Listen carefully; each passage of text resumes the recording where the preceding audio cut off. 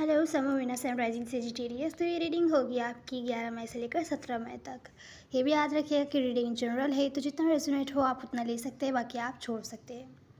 तो यहाँ पर ओवरऑल एनर्जी मुझे ऐसी फीलिंग आ रही है कि कोई सिचुएशन आपकी लाइफ में आपको लग रहा है कि एंड हो चुकी है, पर एंडिंग हुई नहीं है, या तो फिर आप रिलीज़ करना चाहते हैं, छोड़कर आगे बढ़ना चाहते हैं, और पर आपको सिचुएशन बोझ जैसी लग रही है। आप इस बोझ को गिरा नहीं पा रहे हैं। किस बारे में अभी हम जब रीडिंग करेंगे तो देखेंगे। आप लोगों का इस वीक का चैलेंज है कि आप लोगों को कोई ना कोई एक्शन लेना है किसी ऐसी चीज़ की तरफ जिसके बारे में आप बहुत ज़्यादा पैशनेट हैं। तो यहाँ पर एक्शन का कार्ड है आपके चैलेंज में। क्यों है अभी हम थोड़ी देर में क्लैरिफाई करेंगे। रिसेंट पास्ट में मुझे दिख रहा है कि रिसेंट पास्ट में अगर आपके पास बहुत सारे ऑप्शंस थे तो आपने किसी एक को चुना था, या अगर कन्फ्यूजन थी तो आप कन्फ्यूजन से निकले थे और आपने कोई ना कोई डिसीजन लिया था। तो ये क्यों है अभी हम देखेंगे। यहाँ प्रेजेंट मोमेंट में मुझे दिख रहा है कि आपके पास दो चॉइसेस हैं, उसमें से आपको किसी एक को चुनना है, या तो फिर कोई ऐसे पर्सन है आपकी लाइफ में जिनके साथ आप डीप सोलमेट टाइप का कनेक्शन फील करते हैं कि आपके साथ लॉन्ग टर्म चलेंगे, या इस टाइप की कोई फीलिंग हो सकती है। नए फ्यूचर में मुझे heart break third party type situation दिख रही है। क्यों है अभी हम देखेंगे। तो चलिए क्लैरिफिकेशन शुरू करते हैं। तो सेजिटेरियस ये कार्ड शफल करते वक्त बहुत बार निकला था और अब ये आपकी रीडिंग में भी आ चुका है। तो कोई न्यू बिगैनिंग है जो आप करना चाहते हैं, नई शुरुआत करना चाहते हैं किसी के साथ, या तो फिर ब्रांड न्यू पर्सन को कोई न्यू ऑफर देना चाहते हैं लव से रिलेटेड सिचुएशन में। स्पेशली अगर कोई आपके पास पर्सन है, अगर सिचुएशन रुक चुकी थी तो आप फिर से नई शुरुआत करना चाहते हैं। कुछ लोगों के लिए हो सकता है ब्रांड न्यू पर्सन को ये ऑफ़र देना चाहते हो। तो जो आपका चैलेंज है वो ये है कि आपको बहुत जल्दबाजी में कोई भी फैसला एक्शन नहीं लेना है, क्योंकि यहाँ पर एनर्जी ऐसी दिख रही है कि आपको शायद आप टेम्प्टेड हो कि आप फ़ौरन ही जाके ये करें, फ़ौरन ही जाके न्यू बिगैनिंग करें, लेकिन ऐसा नहीं है। हो सकता है आप कोई सिचुएशन रिलीज़ करने के बाद किसी ब्रांड न्यू पर्सन को कोई ऑफ़र देना चाहते हो। ऐसा भी हो सकता है। कुछ लोगों के लिए ऐसा हो सकता है कि पास्ट में जो कुछ भी हुआ उस सब नेगेटिव एनर्जी को रिलीज़ करके आप किसी को न्यू ऑफ़र देना चाहते हैं। तो जो भी है, यहाँ पर आपका जो चैलेंज है वो ये है कि जो भी स्टेप लीजिए सोच समझ के लीजिए, अपना पूरा टाइम लीजिए सोच विचार करने में क्या जो आप स्टेप ले रहे हैं वो सही है।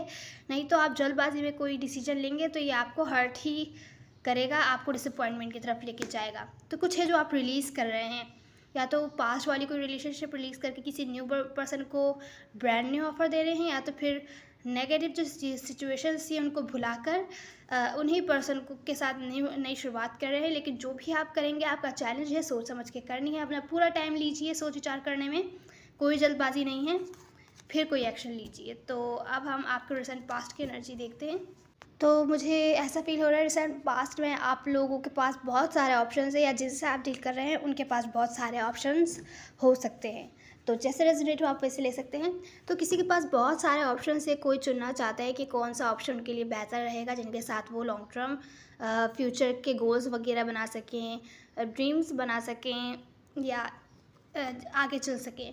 कौन उनके लिए परफेक्ट लाइफ पार्टनर के लिए सही रहेगा। तो कोई किसी को आप किसी या तो किसी के पास ऑप्शंस थे पर फाइनेंशियल प्रॉब्लम्स थी, इस वजह से आप डिसअपॉइंट थे कि आपको वहाँ ज़्यादा ध्यान देना होगा, आप किसी के साथ न्यू बिगैनिंग नहीं कर सकते रिसेंट पास्ट में। या कोई और फाइनेंशियली इंडिपेंडेंट नहीं था जिसको आपने चुना, वो फाइनेंशियली इंडिपेंडेंट नहीं थे, या कोई ना कोई प्रॉब्लम थी, या उनमें वैसी क्वालिटीज़ नहीं थी जैसा कि आपको एक परफेक्ट पार्टनर में चाहिए। ये चीज़ ने आपको डिसअपॉइंट किया, तो हो सकता है आपको थोड़ा डिसअपॉइंटमेंट फील हो रहा हो रिसेंट पास्ट में कि जो भी आपने ड्रीम गोल्स बनाए थे किसी के साथ चलने के, स्टार्टिंग में आपको लगा था कि वो आपके साथ चल सकते हैं जब आपने उनको चुना था, लेकिन अब आपको नहीं लगता कि उनके साथ जो भी आपने ड्रीम गोल्स बनाए थे फैमिली फ्यूचर वगैरह वो पॉसिबल हो पाएगा। तो होपलेस टाइप की एनर्जी है रिसेंट पास्ट में। तो अब हम प्रेजेंट मोमेंट की एनर्जीज देखते हैं। तो सजिटेरियस प्रेजेंट मोमेंट में मुझे इस टाइप की सिचुएशन लग रही है, किसी के साथ आप लोग सेपरेशन में हैं कुछ टाइम से। कुछ लोगों के लिए एक लंबे टाइम से हो सकता है आप लोग सेपरेशन में हो, पर मुझे ये ज़्यादा लंबे टाइम से नहीं लग रहा, 5 दिनों से 5 हफ्तों से या 5 महीनों से भी हो सकता है कुछ लोगों के लिए। लेकिन आप किसी के साथ सेपरेशन में है, कोई ऐसा पर्सन है जिनके साथ आप डीप सोलमेट टाइप का कनेक्शन फील करते हैं। आप चाहते हैं कि वो आपके साथ कोऑपरेट करें, या वो आपकी लाइफ में वापस आ जाएं। आपको लॉस्ट एंड अलोन फील हो रहा है प्रेजेंट मोमेंट में उनके बगैर।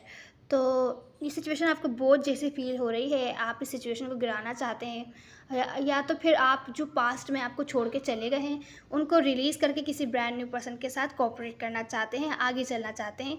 ये पास्ट वाली जो नेगेटिव सिचुएशन थी, उसको गिराना चाहते हैं, ख़त्म करना चाहते हैं। कुछ लोगों के लिए ऐसा हो सकता है कि जो आप लोगों का सेपरेशन है, उसको आप लोग एंड करना चाहते हैं। कुछ लोगों के लिए हो सकता है कि जो आपकी पास्ट रिलेशनशिप है, वो ही एंड करके किसी ब्रांड न्यू पर्सन के साथ चलना चाहते हो। तो ये डिसीजन आपको प्रेजेंट मोमेंट में लेना है कि आपको क्या करना चाहिए, क्या आपको ये स्टेप लेना चाहिए, उनको वापस अपनी लाइफ में लाना चाहिए कि नहीं, क्या ये सिचुएशन एंड करके न्यू पर्सन के साथ आगे चलना चाहिए कि नहीं। तो डिसीजन आपका है, प्रेजेंट मोमेंट में आप लोगों को डिसीजन लेना है। अब हम नियर फ्यूचर की एनर्जीज देखते हैं। तो यहाँ पर नियर फ्यूचर में कोई बहुत ज़्यादा हार्ट ब्रोकन फील कर रहा है, कोई थर्ड पार्टी सिचुएशन लग रही है। हो सकता है कि प्रेजेंट मोमेंट में डिसीजन लेने के बाद आप उनको रीच आउट करें तो पता चले आपको कि वो किसी और के साथ इन्वॉल्व है। अब बहुत देर हो चुकी है, इस टाइप की सिचुएशन मुझे दिख रही है। कोई मैच्योर डिसीजंस बना रहा है, जो आपके पर्सन है वो हो सकते हैं। जब आप उनकी तरफ एक्शन लेंगे तो आपको हो सकता है रिजेक्शन फील हो या डिसअपॉइंटमेंट फील हो। थर्ड पार्टी की वजह से आप बहुत ज़्यादा हार्ट ब्रोकन फील कर सकते हैं, या आपके पर्सन नहीं लग रहे हैं, मुझे आप ही लग रहे हैं, क्योंकि आपके पर्सन थोड़ा सेल्फिश कोल्ड बिहेव कर रहे हैं। लेकिन जो भी मैच्योर टाइप का बिहेव है ना, वो वही है ये, क्योंकि वो शायद किसी और के साथ मूव ऑन हो चुके हैं या होने के लिए तैयार हैं, और वो शायद आपको रिजेक्ट कर दें।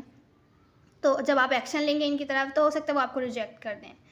तो तभी आपका चैलेंज है कि जो भी आप डिसीजन लें या एक्शन लें, वो जल्दबाजी में कोई एक्शन लेने की ज़रूरत नहीं है। अगर आप प्रेजेंट मोमेंट में अपना डिसीजन बनाते हैं तो पूरा टाइम लीजिए सोच विचार करने में, इन्फॉर्मेशन निकालने में कि आपको क्या स्टेप लेना चाहिए, कैसे लेना चाहिए। नियर फ्यूचर में आप डायरेक्ट बिना सोचे समझे कोई स्टेप लेंगे तो यहाँ आपको डिसअपॉइंटमेंट का सामना करना पड़ सकता है। तो हो सकता है आप अगर नियर फ्यूचर में रीच आउट नहीं होते तो आपको ये रिजेक्शन नहीं फेस करना पड़ता इनकी तरफ से। हो सकता है इसके नेक्स्ट वीक या नेक्स्ट मंथ चीज़ें ठीक हो जाती, क्या पता हो सकती थी। लेकिन यहाँ पर जो मेन चीज़ है, जो चैलेंज है आपका, वो है कि बिना सोचे समझे, बिना अपना टाइम लिए कोई एक्शन नहीं लेना है, तो इस चीज़ से बचिएगा। हार्ट ब्रोकन टाइप एनर्जी दिख रही है नियर फ्यूचर में आपके लिए, तो ये वार्निंग टाइप रीडिंग है। अब हम आप लोगों की एडवाइस देख लेते हैं।